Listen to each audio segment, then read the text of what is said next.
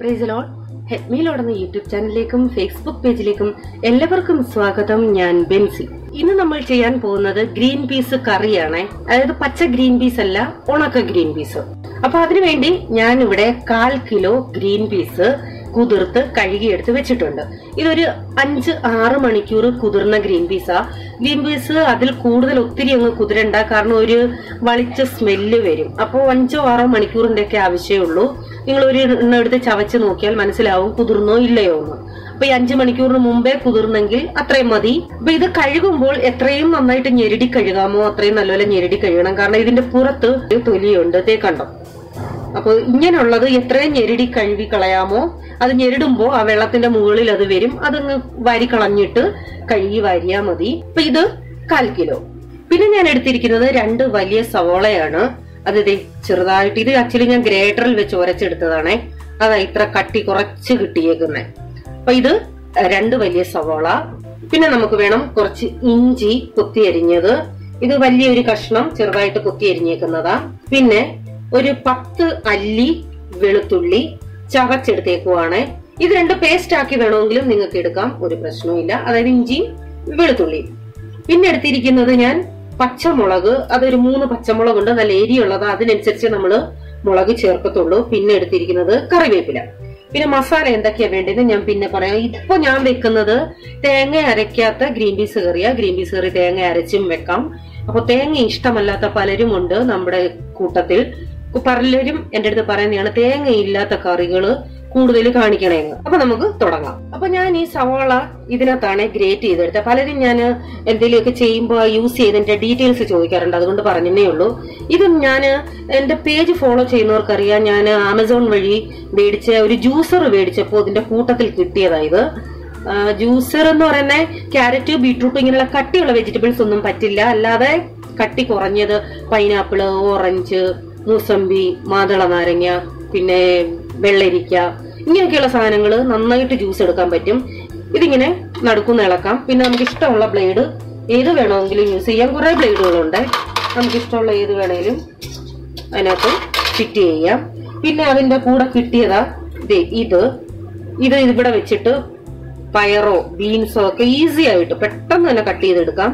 പിന്നെ ഈ തൊലി കളയുന്ന അതുകൊണ്ട് ക്യാരറ്റും ബീട്രൂട്ടും ഒക്കെ പീൽ ചെയ്തെടുക്കാൻ അതുകൊണ്ട് നല്ലതാ സാധനം. ഞാൻ മിക്കവാറും യൂസ് ചെയ്യുന്നയാ. അപ്പൊ ആർക്കെങ്കിലും താല്പര്യം ഉണ്ടെന്നുണ്ടെങ്കിൽ ഞാൻ ഇതിന്റെ ലിങ്ക് ഡിസ്ക്രിപ്ഷൻ ബോക്സിലോ കമന്റ് ബോക്സിലോ ഇട്ടേക്കാം. അന്ന് ഞാൻ മേടിച്ചപ്പോ ഓഫറായിരുന്നു, 599 രൂപയ്ക്കായിരുന്നു തോന്നുന്നു. അപ്പൊ ഞാനിപ്പോ പാൻ വെച്ചു, അതിലേക്ക് എണ്ണ ഒഴിക്കാം. വെളിച്ചെണ്ണയാണെങ്കിൽ ഏറ്റവും ബെസ്റ്റ്, നല്ലൊരു നാടൻ രുചി കിട്ടും. അപ്പൊ എണ്ണ ചൂടായി, ഇതിലേക്ക് നമുക്ക് വെളുത്തുള്ളി ഇട്ട് കൊടുക്കാം.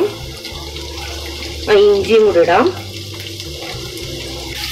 ഞാനിപ്പോ ഗ്രീൻ പീസ് വേവിച്ചിട്ട് അതിനകത്തോട്ട് ഇതെല്ലാം കൂടെ വഴറ്റി ഇടുവല്ല ചെയ്യുന്നത്. ഞാൻ അങ്ങനെ ചെയ്യാറില്ല, കാരണം ഗ്രീൻ പീസില് ഇതിന്റെ മസാലകൾ പിടിക്കാൻ ടൈം എടുക്കും. നമ്മുടെ കടല, പയറ് ഇതിന്റെ കൂട്ടൊക്കെ പെട്ടെന്ന് മസാലകൾ പിടിക്കുന്ന ഒരു സാധനമല്ലേ ഈ ഗ്രീൻ പീസ് എന്ന് പറയുന്നത്. അപ്പൊ അതുകൊണ്ട് ഞാൻ ചെയ്യുന്നത് പച്ച ഗ്രീൻ പീസ് തന്നെ, പച്ച ഗ്രീൻ പീസിലോട്ട് ഈ എല്ലാം കൂടെ വഴറ്റിയിട്ട് കുക്കറിൽ വെച്ച് വേവിച്ചെടുക്കുക ചെയ്യുന്നത്. അപ്പോൾ അതിനകത്ത് മസാലകളൊക്കെ നന്നായിട്ട് പിടിക്കും. ഇത് അല്പം വഴണ്ടു. ഇനി നമുക്കിതിലേക്ക് സവാള ഇട്ട് കൊടുക്കാം. ഇതിപ്പോ 2 സവാളയാ. ഞാൻ പറഞ്ഞില്ലേ അതിനകത്ത് ഉരച്ചെടുത്തുകൊണ്ട് തീരെ കനം കുറച്ചാ വന്നേക്കുന്നത്, അതുകൊണ്ടാണ് ഒത്തിരി ഉണ്ടെന്ന് തോന്നുന്നത്. ഇനി നമുക്ക് കറിവേപ്പില കൂടി ചേർക്കാം. ഉള്ളി വേളാൻ ലേശം ഉപ്പ്. ഇതിപ്പോ ഉള്ളി തീരെ കട്ടി കുറഞ്ഞല്ലേ, അപ്പൊ പെട്ടെന്ന് വഴണ്ട് കിട്ടുവേ.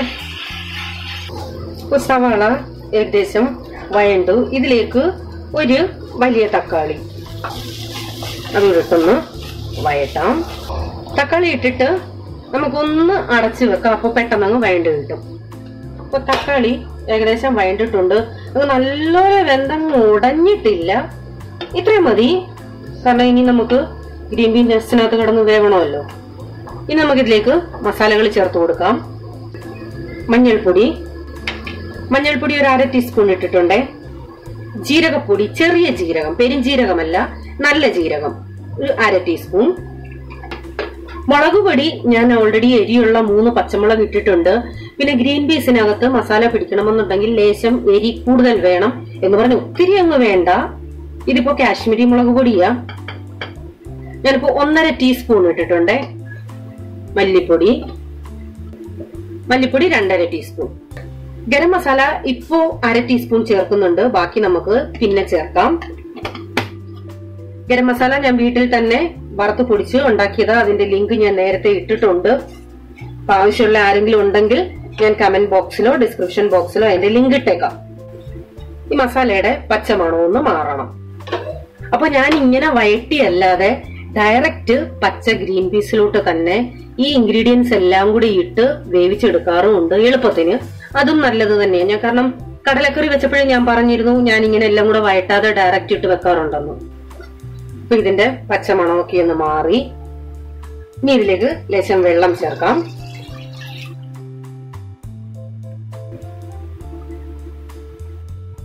വെള്ളം ചേർത്തിട്ട് തിളയ്ക്കണമെന്ന് നിർബന്ധമൊന്നുമില്ല. ഇനി നമുക്ക് ഇത് ഈ ഗ്രീൻ പീസിനകത്തോട്ട് ഒഴിക്കണം. ഗ്രീൻ പീസ് കുക്കറിലേക്ക് ഇട്ട് കൊടുക്കാം. എന്നിട്ട് നമ്മള് മിക്സ് ചെയ്ത് വെച്ചിരിക്കുന്ന മസാല എന്നിട്ട് വേവാൻ ആവശ്യമായ വെള്ളം. ചെറിയ കുക്കറാണെങ്കിൽ ഒത്തിരി വെള്ളം ഒഴിക്കരുത്, നമ്മുടെ അരപ്പെല്ലാം കൂടെ തിളച്ച് തൂവിപ്പോവും. അത് പ്രത്യേകം ശ്രദ്ധിക്കണം. ഇനി ആവശ്യത്തിനുള്ള ഉപ്പിട്ട് കൊടുക്കണം. നമ്മൾ ഉള്ളി വഴറ്റിയപ്പോൾ ലേശം ഉപ്പിട്ടിരുന്നു, അത് മറക്കരുത്. അപ്പൊ വെള്ളം കണ്ടല്ലോ, നഖക്കെ ഉള്ളതിലും കുറച്ചുകൂടെ വെള്ളം ഒഴിച്ചിട്ടുണ്ട്. ഇനി നമുക്കിത് അടച്ചു വെച്ച് വേവിക്കണം. ഗ്രീൻ പീസ് ഒത്തിരി അങ്ങ് വെന്ത് പോകരുത്. ഞാൻ കുക്കറിന്റെ എത്ര വിസിലെന്ന് പറയുന്നില്ല, കാരണം അത് ഓരോ കുക്കറിലും ഡിപ്പെൻഡാ.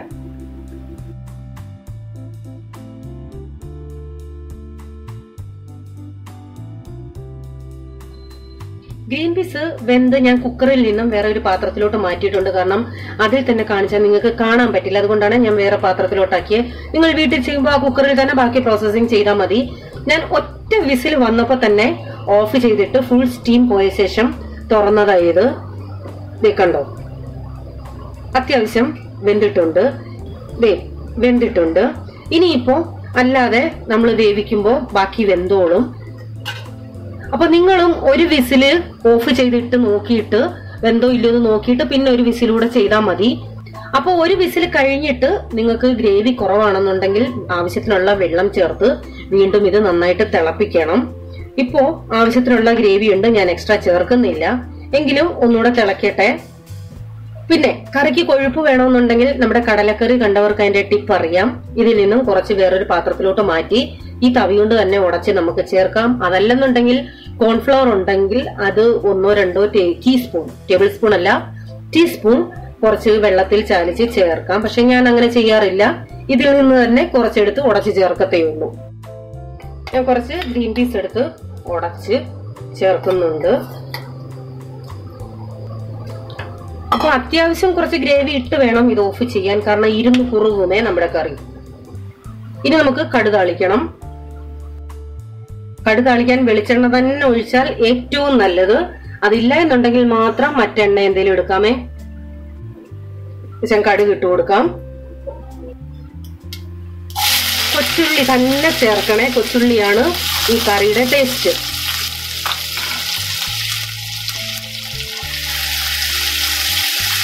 ഗ്രീൻ പീസ് കറിക്ക് വെളിച്ചെണ്ണയും കൊച്ചുള്ളിയും യൂസ് ചെയ്തിട്ടില്ലാത്തവര് തീർച്ചയായിട്ടും ഇങ്ങനെ ഒന്ന് ട്രൈ ചെയ്ത് നോക്കണം. കറിവേപ്പില, വറ്റൽമുളക്.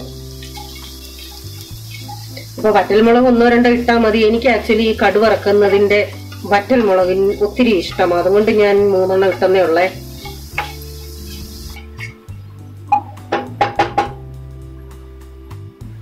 ഉള്ളിയൊക്കെ നന്നായിട്ട് മൂത്തു. ഇനി ഞാൻ ലേശം ഗരം മസാല കൂടി ചേർക്കുന്നുണ്ട്. നമ്മൾ 1/2 ടീസ്പൂണാ ചേർത്തത്. ഒരു 1/2 ടീസ്പൂൺ കൂടെ ഞാൻ ചേർക്കുന്നുണ്ട്. 1/2 ടീസ്പൂണിൽ കുറവ്.